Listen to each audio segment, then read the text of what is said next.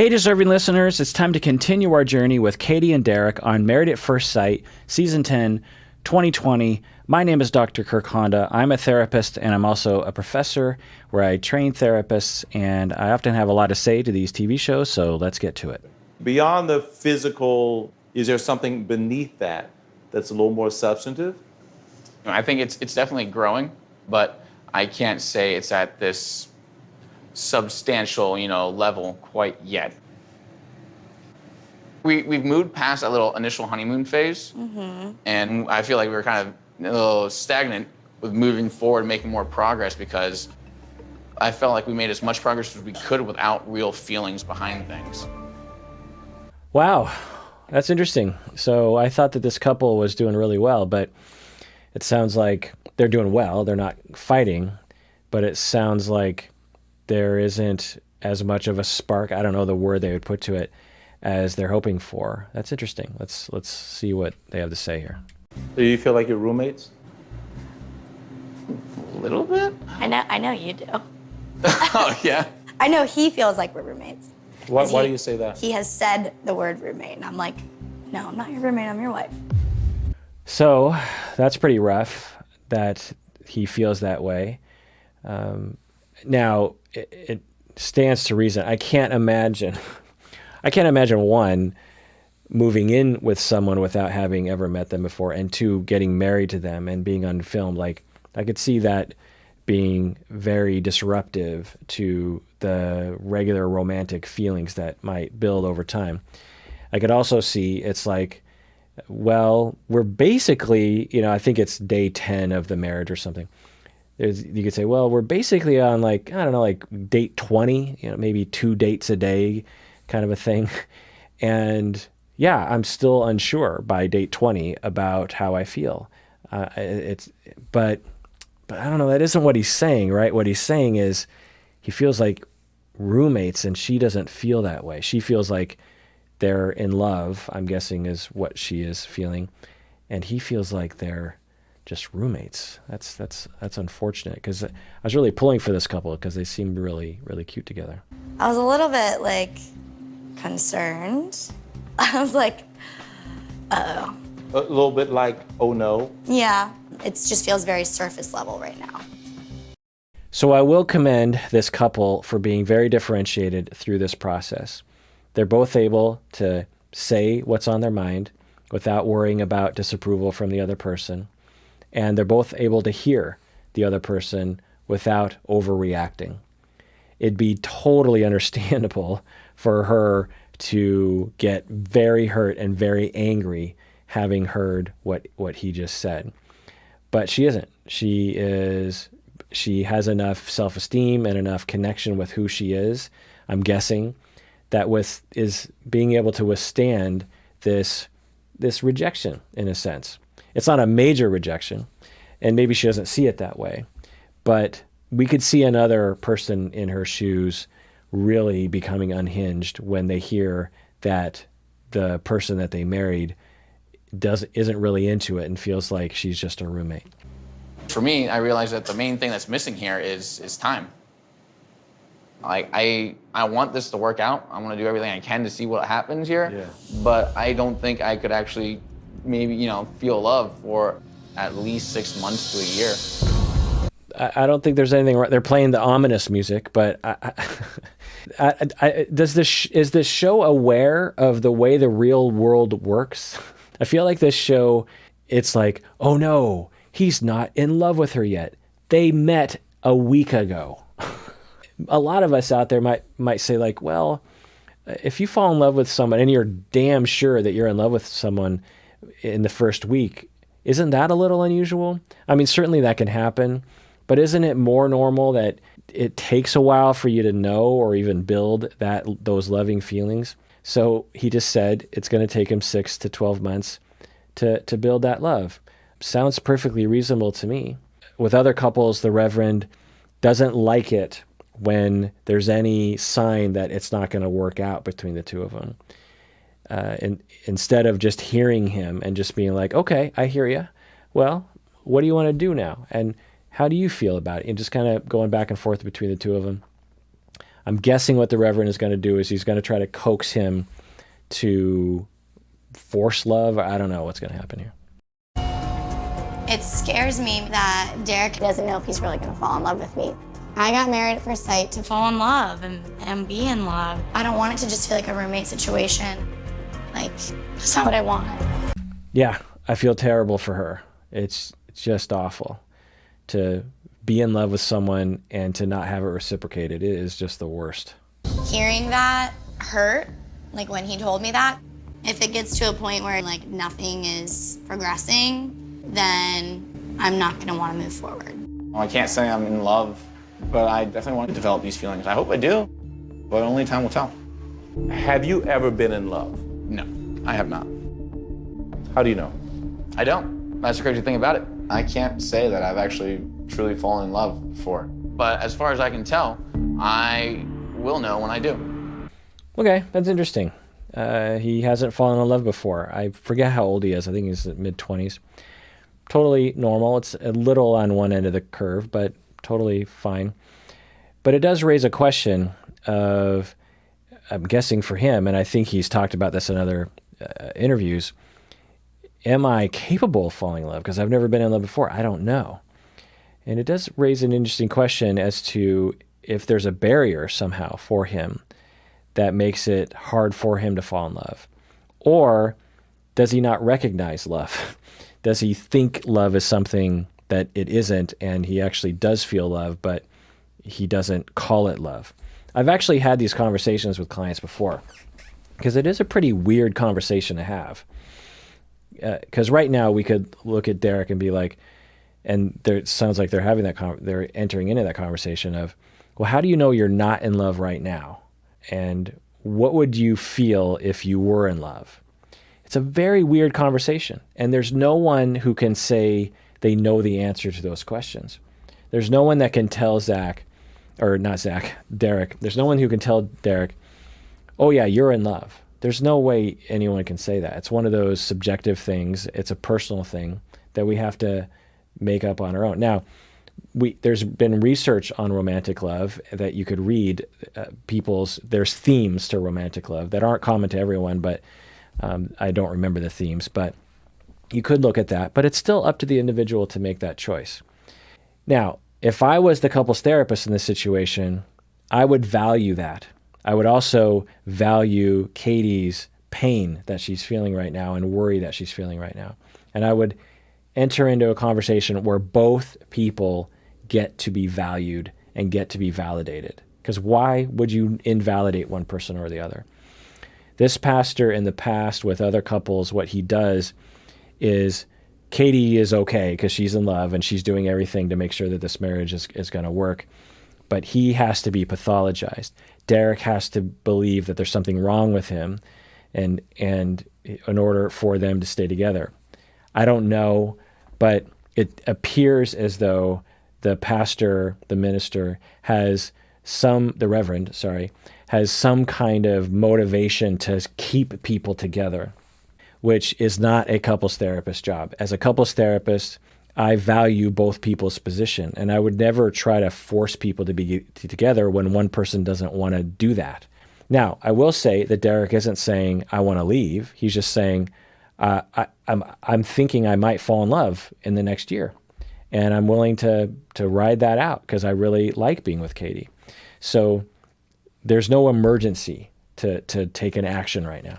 The fact is that often we feel as though love is sort of like this feeling, this thing that we fall into, and we'll know when it's there, we'll know when it happens, but you actually have control over whether or not this thing actually happens in your life.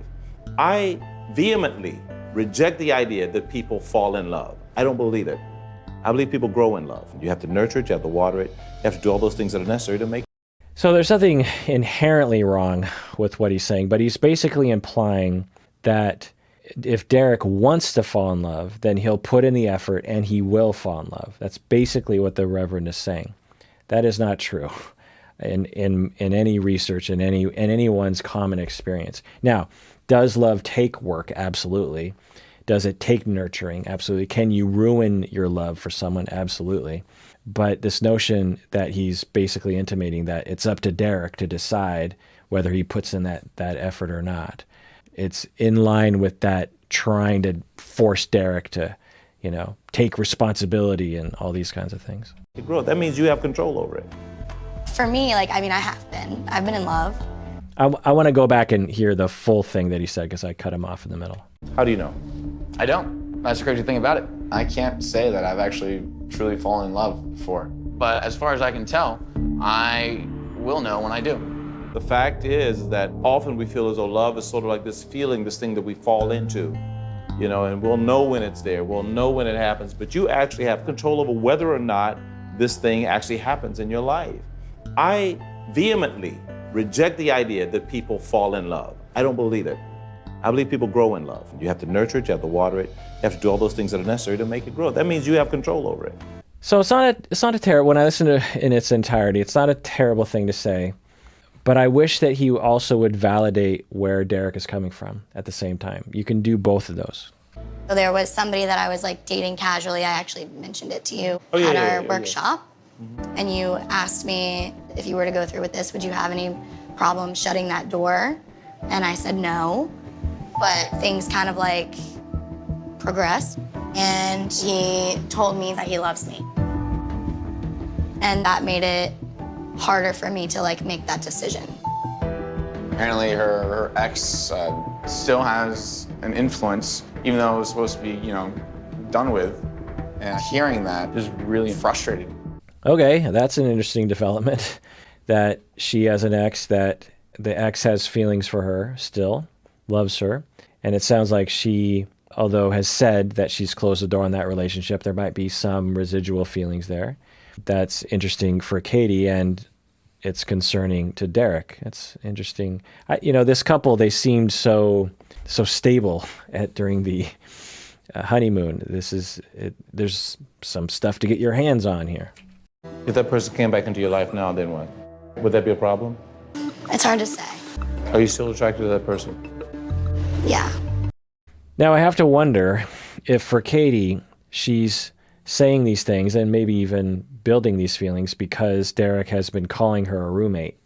That if Derek had felt love and expressed that Katie would say, well, yeah, there's some feelings, but they're not a threat. I am 100% into Derek. You just have to wonder what's happening for her. But this is quite a turn in events for this couple. Have you emotionally cut ties? Have you? Yeah. It's hard, and it's a conscious decision that I have to make every day. So then you have not. Now, I will point out there is such a thing called polyamory, which a lot of people do, and maybe that would work for the three of them. It's just hard to keep talking about it. It hurt when that happened. It hurt being told, by somebody that I've been waiting for, months and months to feel what I felt, to tell me, they did feel that.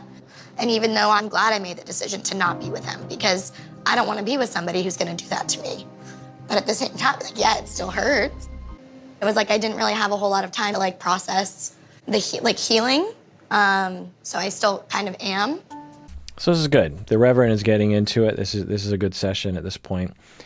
This is a total shot in the dark. Katie is a mental health therapist, a mental health worker of some sort.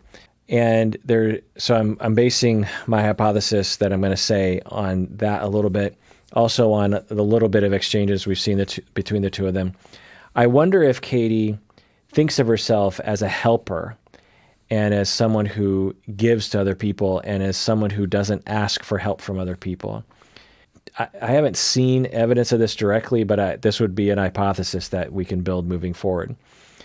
When you don't give vulnerability, when you don't express vulnerability and neediness toward your partner, sometimes your partner will have a hard time loving you because a big part of love is being needed. You're like, I'm so sad. I need you to take care of me. I am lonely. Will you please hug me? I need you to be close to me. I miss you. That neediness is often both ways. Mutual neediness is what builds the loving connection. It's not the only thing, but it often can facilitate a great deal of love. I mean, think about yourself out there when when your spouse or your partner has needed you, they had a horrible day at work and they sit down on the couch and they just say, can you just hold me, and I need to cry on your shoulder. You just feel good about yourself. You're like, oh, this person really needs me. They don't just need any human, they need me. And that really warms the heart. That's that basic human interaction that builds those bonds that could be interpreted as love feelings. And so I wonder if Katie doesn't express that very well. And for Derek, and maybe even for Katie's ex-boyfriend, they have a hard time reaching her and feeling those love feelings because she's so much like a mother person and she's the one who takes care of everyone else. I have no idea, but I'm guessing that's wrong, honestly, because it's such a shot in the dark. But let's see if we can get some more data here. It's concerning that there are still lingering feelings, because I'm going into this as kind of like a blank slate. I mean, I don't think I should be feeling like I have a competitor in a marriage. I don't think that's healthy for any marriage. I mean, you shouldn't. I'm still going to do everything I can to make this work, but like, this is a concern. How do you feel about this conversation? Tell me, honestly. Hearing all this stuff makes me feel like I'm now in a competition with someone else. Yeah, I could see why Derek would feel that way. Now, it isn't very uncommon for this to be happening in a marriage. For people who date a lot, there is emotional overlap between relationships often. We don't like to think about that. We'd like to think, okay, I'm emotionally done, and then I start a new relationship. It usually doesn't work out that way. So it's a thing that a lot of couples deal with, so to speak. The hope is that you have a strong enough bond and love and life together that the feelings of the ex drift away. I'm guessing if Katie really felt loved by Derek and they really felt love with each other over time, that eventually Katie's feelings for this ex would dissipate. That's usually what happens, because when we don't have love in our life, that's when we start looking backwards towards our exes. When we could be married 20 years and not feel very close with our spouse, and we're like, oh, remember that one person. When we have those feelings and those longings, it's usually because our current relationship isn't as strong as it could be. And I do see myself potentially falling in love with her. I don't know yet, though. That's the scary thing. I guess it makes me a little concerned that your ex still kind of influences, potentially, situations. Yeah. So. I know. And I don't want you to feel like that. And that's why I've tried to be like as open and honest as I possibly can without dwelling.